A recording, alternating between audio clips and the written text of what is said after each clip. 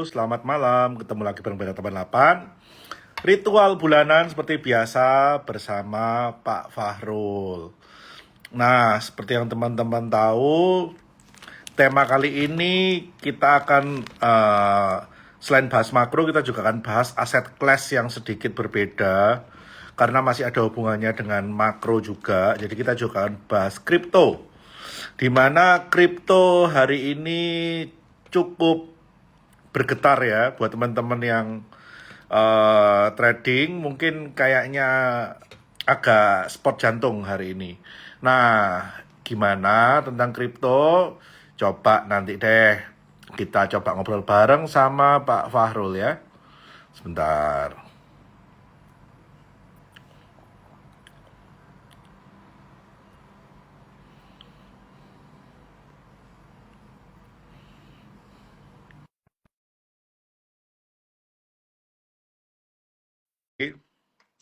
Ya, jadi market di kita sendiri cukup bagus ya, IHSG. Di mana pada waktu penutupan perdagangan kemarin, IHSG menutup gap di 7330. Jadi harapannya setelah tutup gap, tes neckline, ya IHSG akan kembali menguat, mengikuti pattern cup and handle-nya dengan target di kurang lebih 7.600-an. Selamat malam Pak Fahrul. Halo malam Ko Bernard, apa kabarnya Ko? Sehat Ko? Sehat Pak, selamat puasa. Iya, thank you Ko. Gimana weekendnya Ko?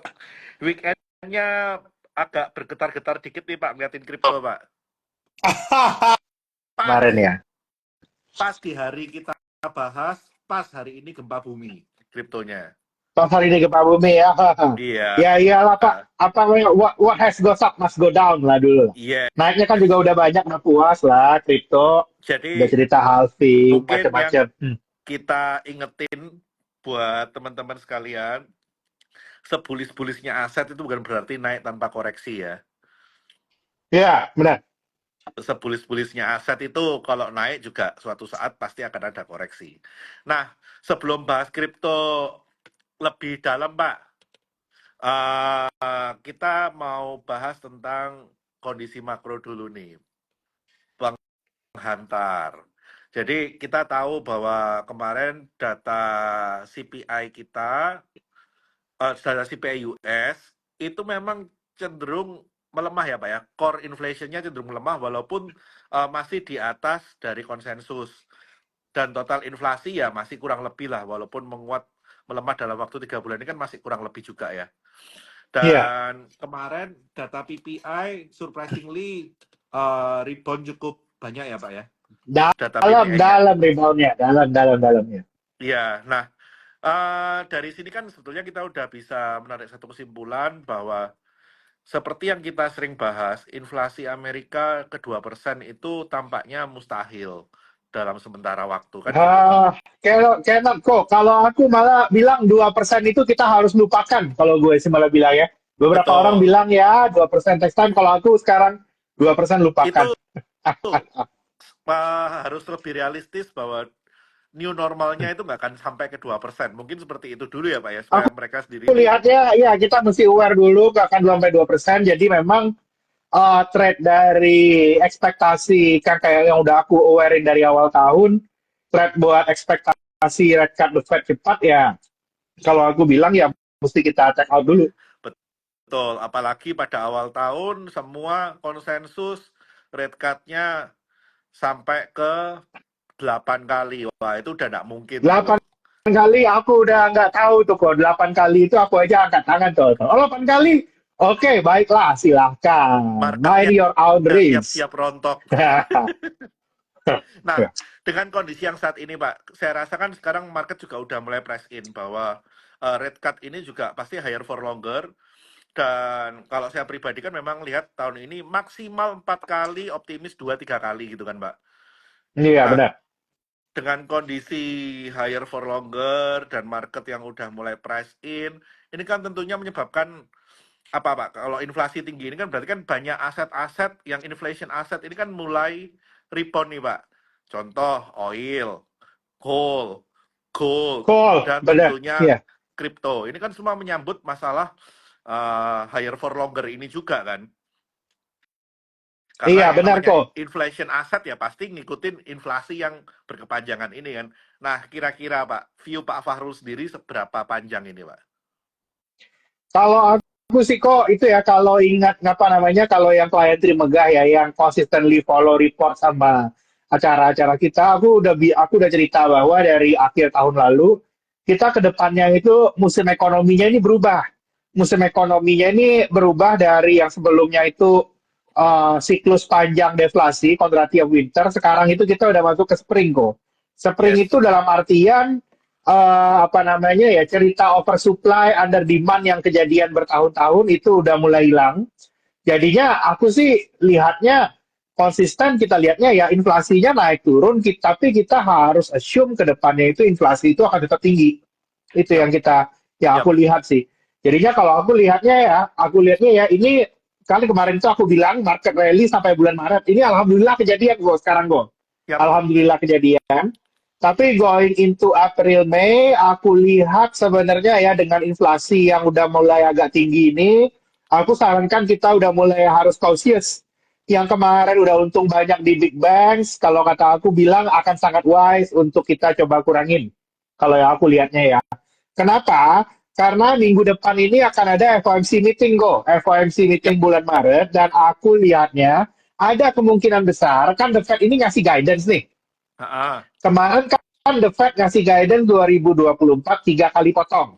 Nah, betul. market aja yang kemarin sok jago 8 kali potong kan jauh kan. Nah, Betul, betul. yang aku lihat ini, yang market itu belum ready, minggu depan itu kemungkinan akan ada perubahan dot plot dari The Fed. Dot plot The Oke. Fed ini kemungkinan akan berubah dari ngasih guidance ya. Ini median median dari survei Board of Governor The Fed ya. Dari tiga kali potong, aku lihat itu akan ada back off kedua kali potong besok. Itu Oke. untuk merefleksikan inflasi yang nggak bisa turun banyak. Nah, kalau kedua kali potong, itu kira-kira berapa? Kalau aku lihat kalau pindah kedua kali potong, berarti US Treasury itu harusnya 4,43% kok, 4,4 lah. Sekarang 4,4. kemarin itu naiknya 4,3%.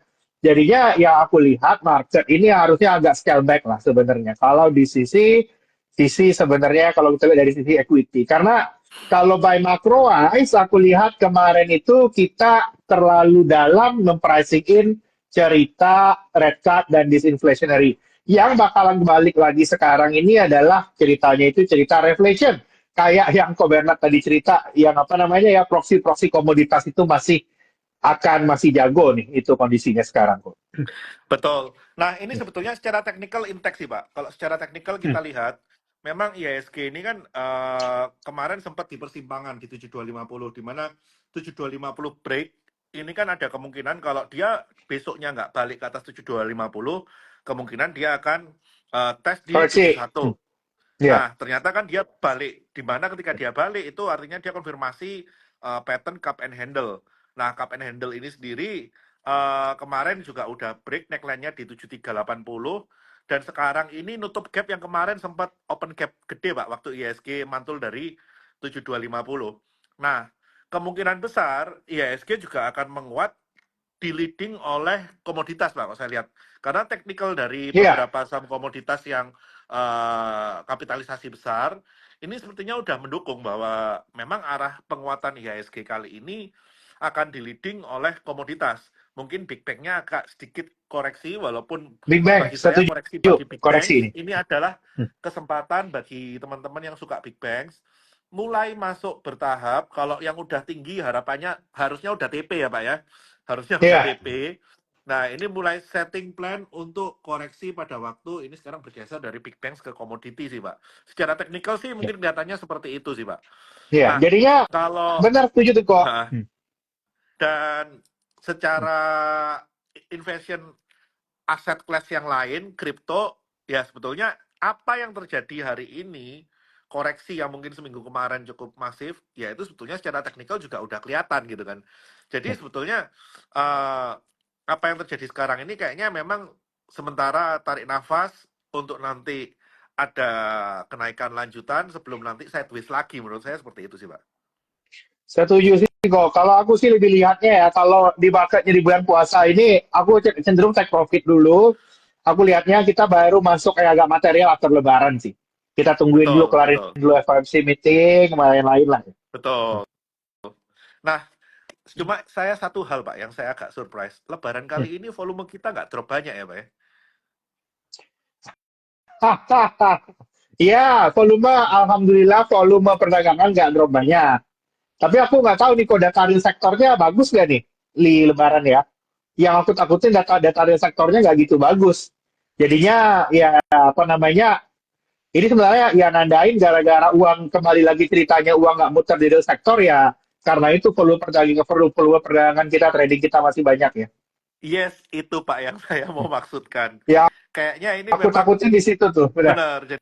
Jadi kayaknya memang ini purchasing power sama retail sales kayaknya nggak terlalu bagus nih di Lebaran Iya. kali ini nih.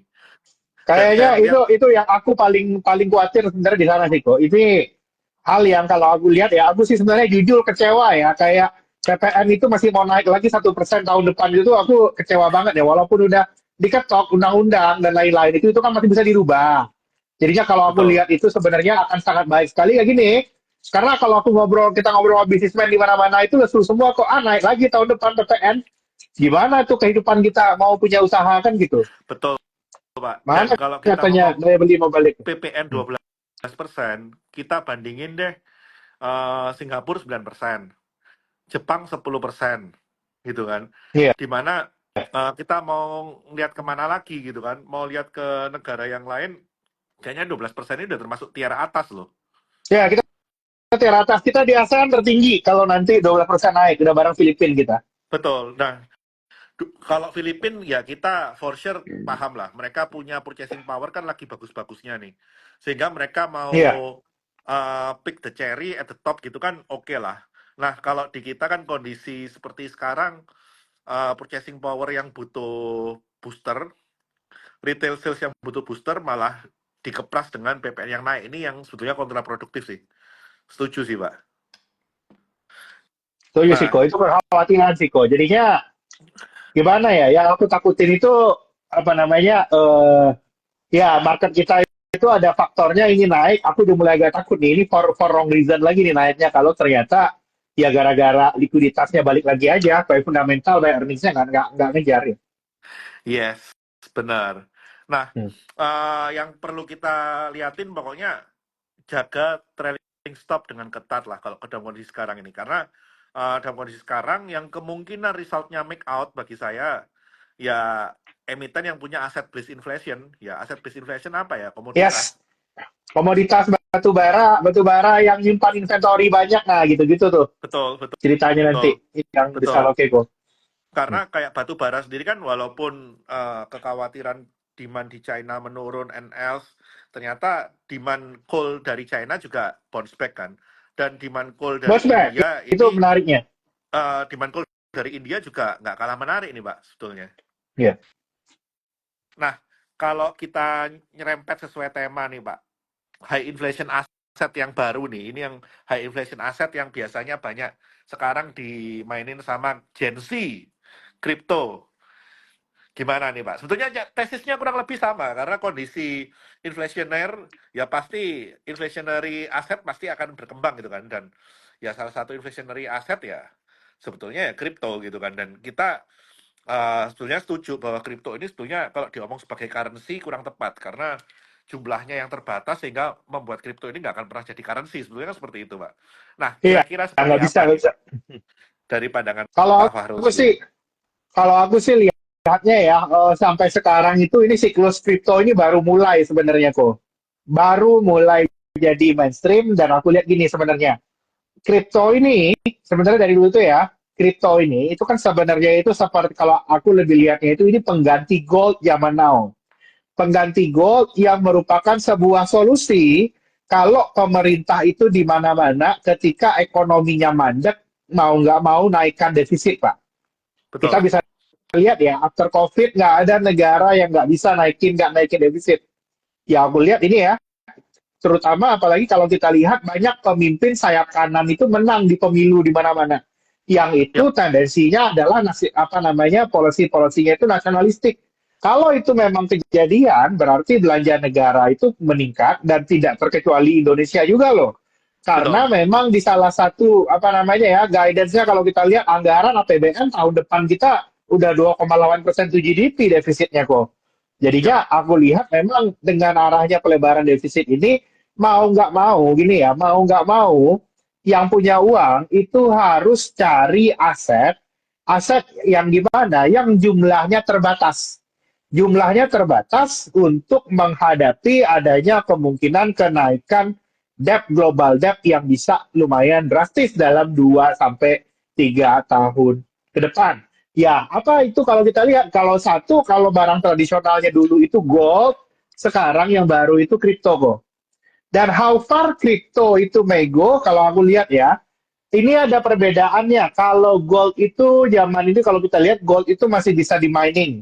Tapi kalau yang kalau cryptocurrency seperti yang propertiesnya seperti Bitcoin, yang dia supply-nya terbatas itu nggak bisa di mining lagi. Jadi ya, kalau di kondisi inflasi dan juga pemerintah itu utangnya meningkat, kalau kayak zaman dulu itu biasanya itu orang lari ke barang antik investasinya, lari ke lukisan, hal-hal apa aja yang terbatas. Dan sekarang aku lihat itu akan lari ke cryptocurrency. Aku sendiri punya pandangan 5 tahun ke depan kok Bitcoin ini akan 1 juta, 1 juta dolar per koin. 5 tahun ke depan, aku percaya. ya, itu ya teman-teman digarisbawahi 5 tahun ke depan, bukan besok atau minggu depan ya. Enggak. Ini bukan nih 5 tahun ke depan. Jadi Dan yang punya kripto, meanwhile, aku sarankan gini. Ya gimana go? meanwhile, perjalanan menuju angka tersebut itu bukan berarti one way up ya. Berkawet. Kalau aku lihat ya, ini akan ada poin nanti kripto turun. Turunnya bisa banyak ini nanti. Poin kripto turunnya itu banyak kalau Donald Trump jadi presiden. Nah, itu agak beda tuh. Kalau Donald Trump jadi presiden, itu kemungkinan kripto agak turun karena kebijakannya itu cenderung untuk killing, bisa kemungkinan itu killing inflation. Nah, ini agak berbeda dari yang lain ya. Killing inflation dalam artian kalau Donald Trump ini cenderungnya itu pro perusahaan minyak. Kalau pro perusahaan minyak berarti produksi minyak bisa naik, ya harganya nggak setinggi ini lagi. Inflasinya agak turunan, lalu pendapatan negara Amerika Serikatnya oke, ini yang aku lihat itu bisa menjadi jangka pendek itu hal yang bisa membuat pullback yang material di kripto itu ya aku lihat. Ya, Nah, karena itu aku lihat kok sampai tengah tahun kok bisa-bisa aja kripto itu naik lagi kok. Mungkin bisa cek 80.000, 90.000, tapi for me tahun ini after halving aku lihat arti udah mulai hampir kelar nih. Kita jangan terlena kalau aku lihatnya. oke. Nah, ini sebetulnya Yang inline, Pak. ya. Karena secara teknikal sendiri, Bitcoin ini kan sekarang berada di Elliott Wave, Wave 4, Pak. Jadi koreksinya Wave 4. Jadi Wave Oh, satu empat, berarti koreksi empat Wave ya. 2, Wave 3 kemarin all time high, ini Wave 4. Ya. Dan pasti nanti Wave 5 akan lebih tinggi dari Wave Ada 4. wave Jadi 5, baru betul. ABC kok.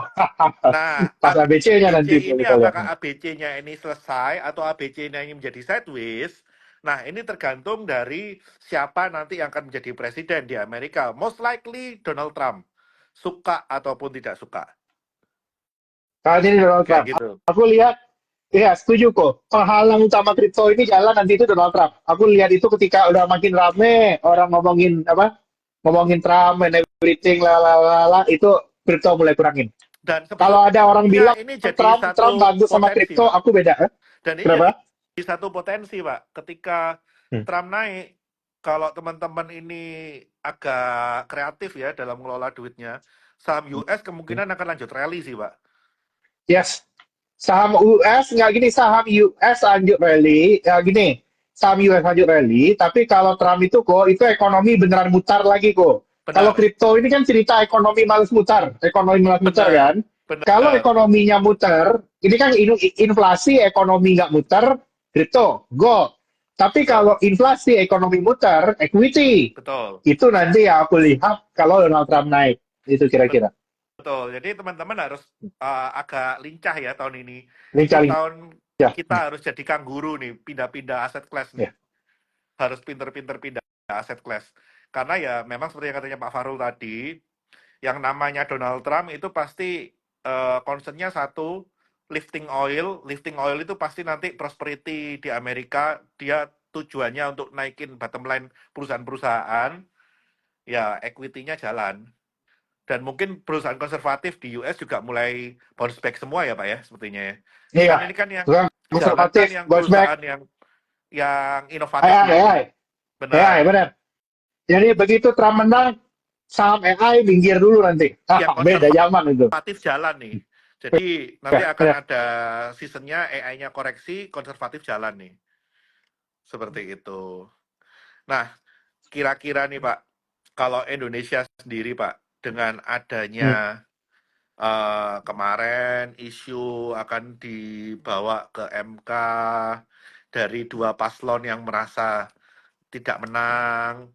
Nah, ini seberapa vital sih Pak terhadap uncertainty di dalam negeri kita Pak? Ataukah mungkin view-nya Oh, ya itu hanyalah gejolak dan dinamika yang ada, tapi harusnya show must go on gitu.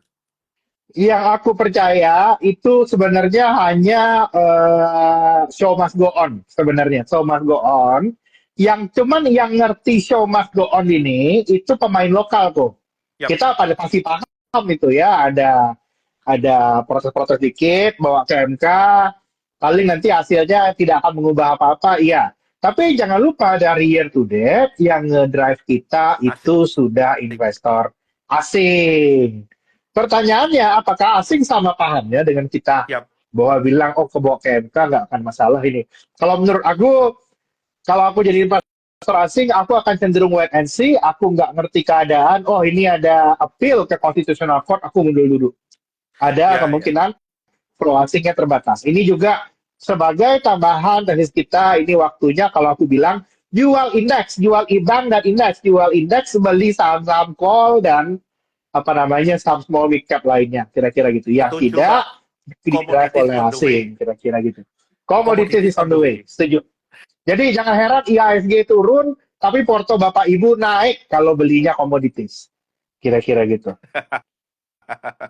Nah, ini kan ada yang ngomong nih Pak di komen, Trump Hmm. menang, China turun, Indonesia turun. Ya ini akan terjadi tahun 2016, 2020 waktu Trump memimpin ya, seperti itu kondisinya.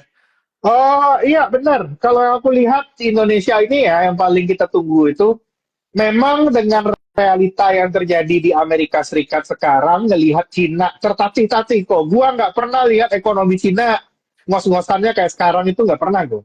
Ini ibarat kalau orang napas itu udah pakai tabung oksigen nih China ini. Yap, Kalau mau lihat ekonominya. Jadi memang urgensinya kalau Indonesia ya, kalau kita masih mau outperform, aku sangat berharap sekali dari pemerintahan baru harus kita pindah harus kubu. pro pindah kubu. Nah, itu mungkin pindah kubu itu apa namanya bahasa politiknya. Kalau bahasa ekonominya kita bergabung bersama kubu yang inflasi kok. Ya, mana Betul, inflasi punya? Oh, Amerika punya inflasi, kita inflasi juga dong. betul. Jangan biarkan juga inflasinya ditahan-tahan. Kalau aku bilang just embrace the inflation. Iya, Kenapa? Karena kita butuh daya beli masyarakat, terutama di pedesaan dan apa namanya di rural area itu agak naik. Kalau mau pendapatan mereka naik, ya nggak apa-apa. Harga barang pertanian ini naikin aja nggak apa-apa kok. Kalau kata aku bilang, beras ini naikin nggak apa-apa. Asalkan nantinya itu harga gabah di petani itu bagus. Itu better, nah itu yang paling kita butuhkan. itu yang Supaya masalah ekonomi Pak. bisa cerning lagi. Masalahnya berasnya naik 20%, gabahnya cuma naik 5% Pak. Nah ya itu klasik tuh kok. Berarti ada yang salah nih dalam merubah gabah menjadi beras, ini ada yang salah nih. Iya, biasa Udah lah kok kalau rahasia dilihat. umum lah. Tapi untuk aku better gitu kok daripada nggak sama sekali di kondisi sekarang ya. Better gitu daripada nggak sama sekali. Ya, Jadinya ya agak naik, PR-nya masih orang ada bilang lah. tengkulak. Nggak gini, karena aku pernah nih kok, tengkulak kalaupun ngambil banyak, kalau tengkulak ini bagi-baginya juga banyak kok. Pasti banyak juga yang dikasih makan sama tengkulak. Jadinya paling nggak ekonominya cerning, itu yang paling kita butuhkan. Kalau ekonominya itu cerning, baru kita bisa lihat IHSG kita, earnings-nya, consumer staples, dan lain-lainnya. Oke, ini nih yang paling aku lihat. Apa namanya, kalau bahasa keren ini, Achilles heel-nya Indonesia itu di sini nih. Kita bisa nggak ya, ini ya, inflasinya agak naikkan dikit nggak apa-apa, inflasinya naik, tapi rakyatnya yang punya komoditas sejahtera. Itu tuh yang paling kita Nah, butuhkan sekarang. yang penting itu Pak, karena yang kejadian sekarang, ini ada satu fenomena yang sangat menarik Pak. Kita impor beras itu baru naik bulan Oktober. Alasannya kan Iya. memang harga gabah naik. Oke, harga gabah naik Pak. Hmm. Yang aneh, begitu impor berasnya all time high di Januari Februari, itu harga gabah udah cenderung turun Pak. Dan beras yang seharga HET itu hilang. Nah ini yang sebetulnya menurut saya harus dibenain. Karena apa? Petaninya ini sebetulnya dalam posisi sekarang lagi nggak untung. Yang untung yang Iya. buka kuota impor sama yang impor nih. Dan sengaja marketnya disiapkan untuk makan hasil barang impornya nih. Ini Iya, yang benar. ini Klasik yang itu menurut kok. saya Itu agak masalahnya jadi masalah PR klasik. nih. Iya ya, ini agak jadi Agak PR jadi nih. PR Karena ini. kalau kita melihat, saya sampai buka statistik harga gabah di Jawa Barat. Saya buka harga gabah di Jogja. Saya buka harga gabah di Jawa Tengah. Rata-rata gabah di bulan Desember, Januari itu udah turun, Mbak. Tapi malah Iya, impor justru kita tapi all impornya time baru high. masuk tuh. Nah, Iya. Hmm. impornya ada spiking dari Oktober, Mbak. Iya. Berarti kan November harusnya udah masuk tuh. Tapi terus Iya. ditingkatin sampai Januari, Februari all time high. Iya. Barang di lokal hilang yang Iya. harga HET. Iya, luar biasa sih itu. Makanya untuk pemilik komoditas ketika mereka makmur kita akan prosper, saya setuju. Tapi ketika ini dibuat permainan, nah ini nih yang repot nih. Iya, itu PR lah kok, PR gue. Mari kita lihat kok gebrakan pemerintah selanjutnya kok. Kalau gue sih lihat ya kalau mau dibenahin Indonesia ini dulu aja benahin daya beli. Daya beli aja kuncinya, daya beli, pajak dan lain-lain itu kelar kalau daya beli balik. Benar. Itu dulu. Nah, daya Ya. beli ini yang memang harus diperhatiin nih. Bukan semakin dipotong pakai PPN dinaikin lah. Kayak gitu-gitu kan daya beli semakin berat nih, Pak. Makin berat benar. Nah, kira-kira Pak, dari kebijakan yang ada ke depan nih Pak, ada nggak sih yang pro purchasing power Pak? Oh, kalau pro purchasing power jelas kok. Kalau makan siang gratis, kalau sukses itu pro purchasing power itu kok, immediate kok. Asal sukses ya Pak ya? Kita lihat ya. Asal sukses, asal sukses. Itu apa ya, kalau yang klien di Megah bisa cek ya, terkait makan siang gratis kita ada ngeluarin report itu terkait makan siang gratis ya. Jadinya kalau seandainya itu naik itu ya apa namanya additional 1,5% to GDP lah spending yang muncul dari makan siang gratis. Karena habis dapat makan siang gratis itu ya pasti ada ekstra duit. Ekstra duitnya bisa buat beli rokok sama bapaknya, bisa beli deterjen, bisa beli bahan kebutuhan lainnya yang harusnya itu jadi bagus. Ini kalau aku lihat ini hal yang paling penting untuk consumer staples programnya tahun depan itu ya makan siang gratis terutama. Terutama Ya, untuk dairy ya, aku lihat memang harusnya after ini kita bakal banyak lihat perubahan kebijakan yang lebih pro bisnis dairy sih. oke. Dairy apa namanya kita kan masih under supply susu dan lain-lain. Betul, betul. Aku lihat itu lebih oke. Dan kalau abis aku pikir-pikir kayaknya lebih oke itu proksinya itu saham susu instead of saham ayam sebenarnya. Kalau saham ayam Oke. gara-gara udah oversupply, kemungkinan resiko diskrutinasinya lebih tinggi dibandingkan susu. Kalau susu kan under supply. Pasti nantinya Benar, itu dikasih insentif gimana orang mau investasi kan gitu. benar. Nah, kalau susu sih mungkin ke tantangannya sih ini ya Pak ya, pemainnya jadi lebih banyak gitu kan. Iya, pemainnya lebih banyak, tapi pasti yang sekarang aja benefit yang didapatkan dari yang sekarang itu pasti luar biasa juga. Apa Ya biayanya oke, oke. Karena mereka dipotong kan lah udah nanti start mau duluan imporin. Pak. Karena Iya, mereka kan start duluan. mereka sudah start duluan. Anggaran makan siang kemungkinan dari kenaikan PPN kayaknya beda jurusan, Pak. Beda jurusan, Pak. Beda Ini nggak jurusan itu. nyambung, Pak. Beda jurusan, Pak.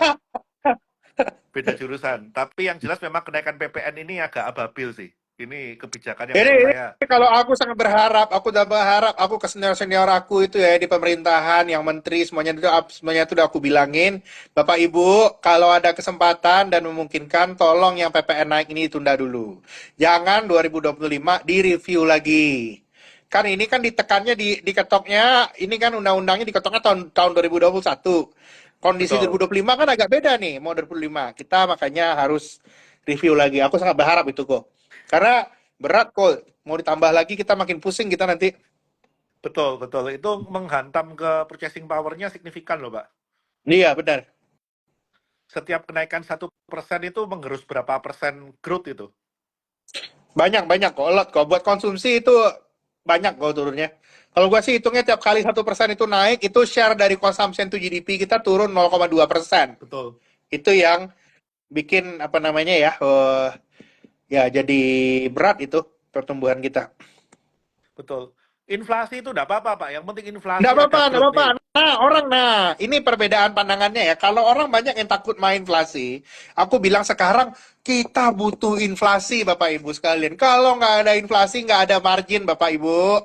Kalau Ya nggak ada kan? Kalau nggak ada inflasi itu margin, gimana? semua perusahaan nggak bisa pass on price. Yes, nggak bisa pass on price, nggak ada margin, nggak ada inflasi, dividen kita pun nggak naik tahun depan. Yang Itu paling yang kita penting itu lihat. sebetulnya kita semua sudah mengamini, Pak. Yang penting itu purchasing power. Di mana ada purchasing power, di situ ada yang namanya turnover. Dan Yes, turnover ini benar. jauh lebih penting dibandingkan dengan margin. Sebetulnya kan seperti itu, Pak. Iya, benar. Nah, kuncinya di situ. Jadi mau inflasi, itu berarti ngasih nafas perusahaan untuk pass on harga, nggak apa-apa, asal purchasing power-nya diperhatikan. Nggak apa. Jangan jangan Purchasing, nah inflasi. ini tanya kok, bukan hanya purchasing power kalau aja. Kalau harga barang naik, ini ya terus margin mau turnover bisnis naik, bisnis bisa naikin gaji juga dong.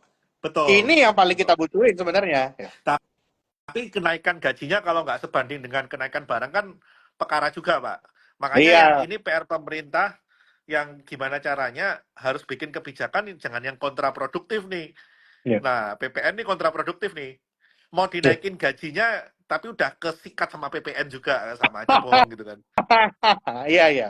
Itu makanya kalau aku bilang aku sangat menyarankan encourage 2025 PPN ini naik ini dibatalkan.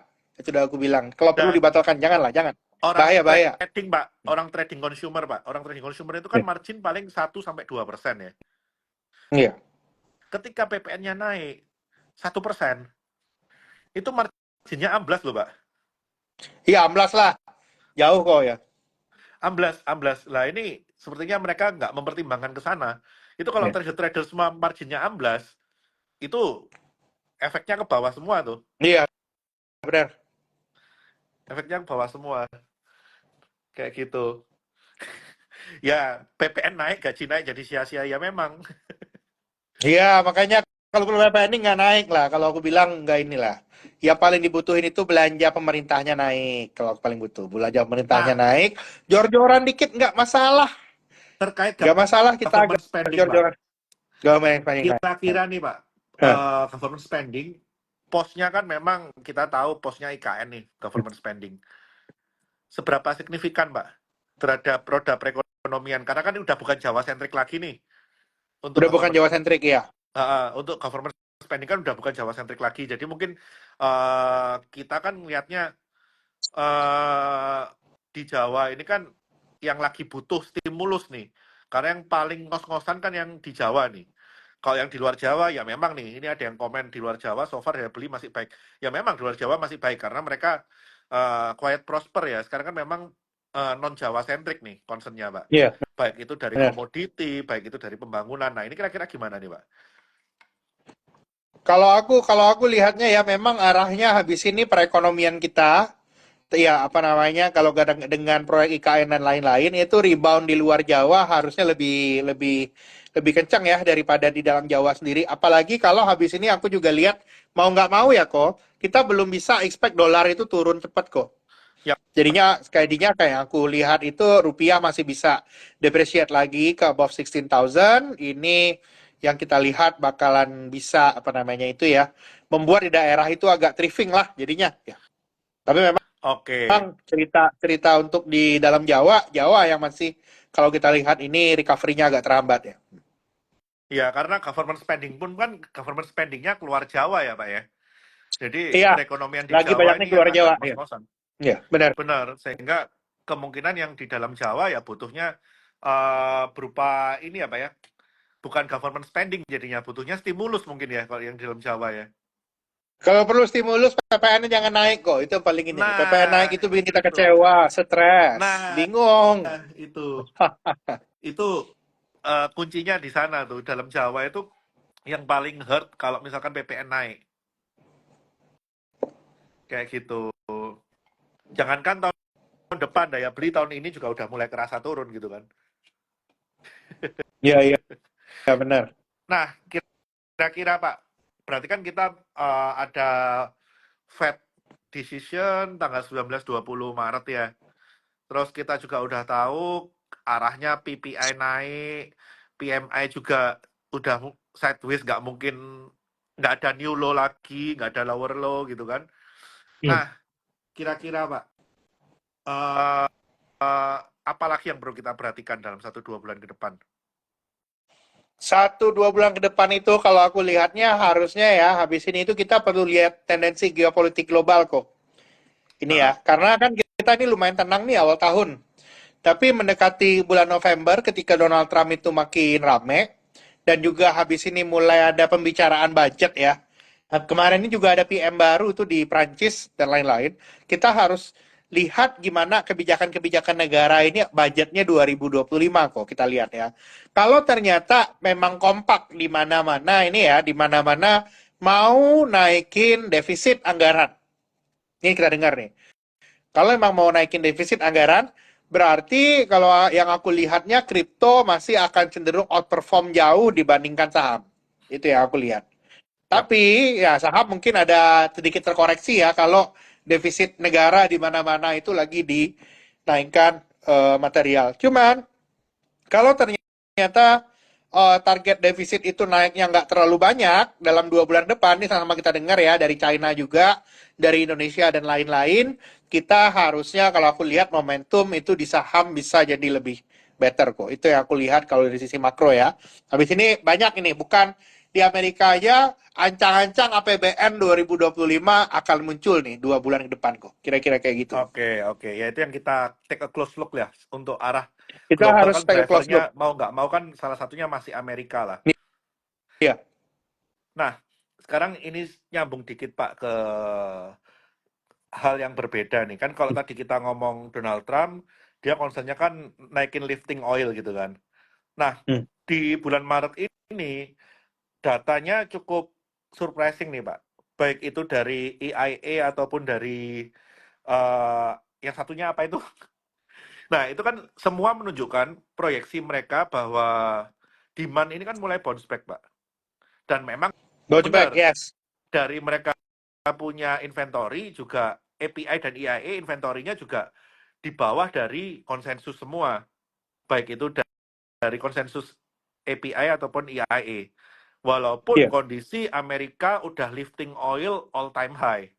Nah, apakah ini kita bisa menangkap kesimpulan bahwa ya memang undersupply oil is real, terlepas dari kondisi geopolitik. Jadi geopolitiknya mau up and down, ya ini sebetulnya secara struktural ya memang udah mulai kelihatan nih. Apakah seperti itu Pak? Walaupun China sekarang dalam kondisi masih pakai tabung oksigen nih. Yang I do think so sih kok. Memang apa namanya ya struktural oil under supply ini bakalan makin kelihatan sih tengah tahun ini. Dan kalau kita lihat dari naiknya oil ke 85 kemarin kan itu naiknya itu nggak pakai positioning loh, kok nggak pakai spekulator itu. Betul, Net long spot oil semua masih itu. rendah banget. Net long oil rendah banget. Ini naiknya fundamental beneran. Ya, ya, ya. Dan itu semua mainnya spot itu Pak naiknya Pak. Spot bener. Naiknya spot, terus derivatifnya nggak banyak, net longnya belum belum belum naik sama sekali. Jadinya kalau gini sih aku lihat ya masih bisa lanjut ini ke oil sebenarnya. Very clear. Betul, Very betul. clear. Karena Cuman ini oil naik lanjut. Ini buat Indonesia yang nggak bagus nih. Neraca dagang kita out-outan dar. Karena itu aku lihat habis Maret ini mungkin ya ini mungkin akan jadi bulan tertinggi IHSG dulu sementara ke depannya karena kemarin trade balance juga udah agak tipisan ya. Udah tinggal 800 juta US dollar. Kita apa namanya ya akan ada concern makro lah kira-kira di sana. pasti Gara-gara defisit minyak Pak. naik nih. Seperti yang kita lihat pasti defisit. Trade Pasti, balance ini sudah kita pasti goodbye. defisit. Udah Ya. pasti defisit. Hmm. Kecuali komoditasnya booming ya, call-nya booming ya. Which is booming mau Eh, seperti apapun juga booming banget kayaknya enggak nggak sih. akan bisa. Call is okay. Call is okay. Oke aja Betul, tapi dahsyat enggak. Ini betul, posisinya sekarang Saudi dan lain-lain lagi balik lagi nih kejayaannya. betul, Agak betul, agak betul. pindah. Kita kan Mereka jaya lagi, kemarin-kemarin 2 tahun terakhir nih ini Saudi balik lagi nih. Ya, kalau ada yang nanya OPEC Plus balikin kuota gimana oil ya, pasti oilnya turun lah. Masalahnya kapan OPEC Plus mau balikin kuota? Menurut saya kalau oil hit 100, Belum. itu baru mereka akan buka keran pelan-pelan. Mereka sekarang Iya. enjoyin kok. Mereka sekarang enjoy the ride, gitu kan. Jadi Iya. kayaknya mereka nggak akan buka kuota dalam waktu dekat kecuali oil udah 100 dan kelihatan demand-nya udah kontraksi. Kalau demand-nya udah mulai kontraksi, mungkin sama mereka akan diguyur barang gitu kan. Tapi kalau selama nih Iya. demand-nya masih makan terus, kayaknya mereka mau lifting harga oil kayaknya, Pak ya. Ya, mereka lagi kepentingan naikin harga oil. Ini aku lihat ya, oil emang harus naik sih. Yap, Saham-saham yang oil related juga should be good, itu yang kita lihat. yap, yap, yap, yap, yap. Oke. Nah, kan kita juga setuju lah kalau coal mentok bagi saya, Pak. 180 lah, Pak. Itu udah bagus banget. Iya kok, aku aja nggak usah optimis kok Bernard. Aku aja go aja cukup kalau gua. Udah seneng gitu. Nah, sebetulnya coal ini kan ada satu burden nih, Pak, yang harus cepat selesai. Iya. Masalah ini, Pak, sama government nih yang mau negosiasi ulang nih. Nah, kira-kira ada selentingan nggak, Pak? Kan kemarin 2 minggu yang lalu, seminggu yang lalu ya, semua Iya. pengusaha coal sempat dipanggil ke istana gitu kan.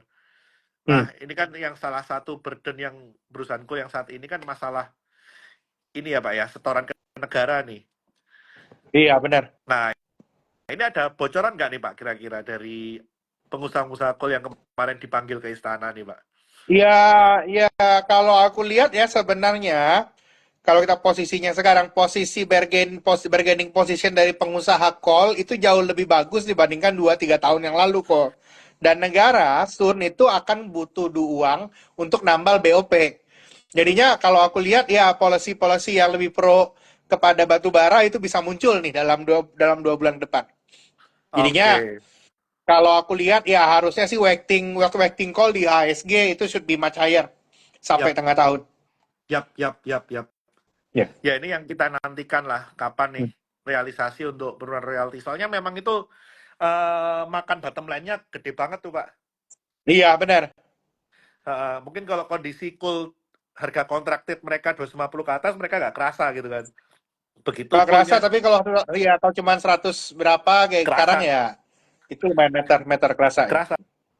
Karena itu katakanlah mereka biaya penambangan $50, retribusi bisa $25-30 gitu kan. Jadi Wah, habis hampir langsung semuanya. habis. Ya. Cuan sih, masih cuan, tetap Iya. cuan. Cuma Iya. kerasa. Karena kan mereka kejar quantity juga kan. Iya, kejar quantity. Benar. Heeh. Nah, oke nih Pak, ini kan karena lagi bulan puasa nih, kita nggak gas sampai 1 jam. Kira-kira dari Pak Farul sendiri ada pesan-pesan apa nih Pak buat teman-teman? Nah, pesannya bahwa IHSG seperti cerita kita minggu lalu, apa namanya, bulan lalu akan all time high, dekat 75. Alhamdulillah. Udah dekat ya kok ya. Valid Pak, Di- secara Belum nyentuh teknikal tapi kan, mungkin. udah dekat. Secara Secara teknikal teknikal memungkinkan. mungkin udah lihat sama kayak cerita kita bulan lalu ini udah sampai 75, enjoy it. Tapi kita harus hati-hati nih. Kalau bulan Maret yang aku ceritain trade balance mulai tipis, terus ceritanya the Fed beranya apa namanya turunnya nggak banyak, terus ada concern defisit di mana-mana. Aku lihatnya memang ada baiknya ya. Ini bulan puasa. Nah, ini bulan puasa ini lebih banyakin ibadahnya dulu nih. Inline ini marketnya. Jangan Marketnya. lupa pencet sell, take profit. Jangan lupa pencet sell, take profit, call Bernard 88-nya dulu ya. Siap. Nanti kita arahin ke Siap. saham-saham komoditis andalannya. Benar. Sell banks, tinggalkan dulu saham-saham perbankan, kita pindah dulu ke saham sektor real, saham batu bara dan saham-saham inflasioner yang lainnya. Nah, lalu juga kalau di sisi lain apa namanya ya, jangan lupa juga saran saya, jangan lupa juga exposure dolarnya harus punya Bapak Ibu. Mumpung kemarin agak Koreksi. turunan nih Yap, rupiah yap. dolarnya. Jadi aku lihat apa namanya? Wah, ini bisa jadi ya akhir Maret ini waktu terakhir apa namanya, ini waktu terakhir kita dapat dolar nilainya bagus nih, kalau aku bilang. Dapat 15.5, 15.4, atau 15.6, lawan itu bakal bagus. Karena after this, kalau defisit kita udah beneran realize di tengah tahun, lalu the Fed beneran potong, tapi lebih sedikit dari yang diperkirakan sebelumnya, hati-hatilah. Karena itu aku lihat, aku masih konsisten pada view ini rupiah bakalan di atas 16.000. Jadinya stay hati-hati. Untuk kripto, kalau aku nggak gitu paham ya mau trading kripto itu basisnya ngelihat apa. I don't really understand, tapi Supply and demand, yang Pak. aku percaya, ya. Supply and demand, Pak. Nah, iya siap kok, benar. Supply and demand aja kalau di sana. Intinya kita masih percaya gara-gara seluruh dunia itu nggak ada yang bisa nurunin defisit. The crypto in the long term is only a way up. Jadinya wise-wise aja, cuman jangan semuanya juga apa namanya kekayaan masukin kripto, maintain aja. Maintain porsi aja di kripto. Kalau Dan aku sih only punya dan way iya. up-nya itu nggak akan smooth. Nggak akan semut. Jadi kalau aku sarankan jangan beli pas naik kayak kemarin. Nah ini lagi turun kan, lagi turun 2-3 hari sampai tengah minggu depan turun. Nah pas turun itu tuh baru beli. Aku saraninnya selalu kayak gitu ya. Ya, gold sepertinya masih inline lah ya, Pak ya. Gold masih inline. Gold nanti justru ketika udah Fed rate cut baru jualan. Kira-kira gitu. Masih oke Target lah. saya hit, Pak, akhirnya Pak mau hit 2.200 tuh. Alhamdulillah kok, mantap kok. Pokoknya obrolan kita so far apa namanya ya, tebakan kita tahun ini lagi wangi ini kok. Tahun lalu kan agak berat tuh tengah tahun kan. Benar, Tahun ini benar, kita benar. call-nya lagi wangi nih, lagi wangi banget tahun ini kita nih. Oke. Oke, kalau gitu ini sampai ketemu bulan depan setelah Lebaran ya, Pak ya, atau mungkin nanti sebelum Habis Lebaran kita lebaran live lagi. kita bahas ya. Kita bahas lagi perkembangannya seperti apa. Hmm. Oke, terima kasih Pak Fahrul atas Oke, insight-nya. thank you Kok Sampai jumpa di Bernard. sesi Sampai berikutnya. jumpa lagi. Oh, ya.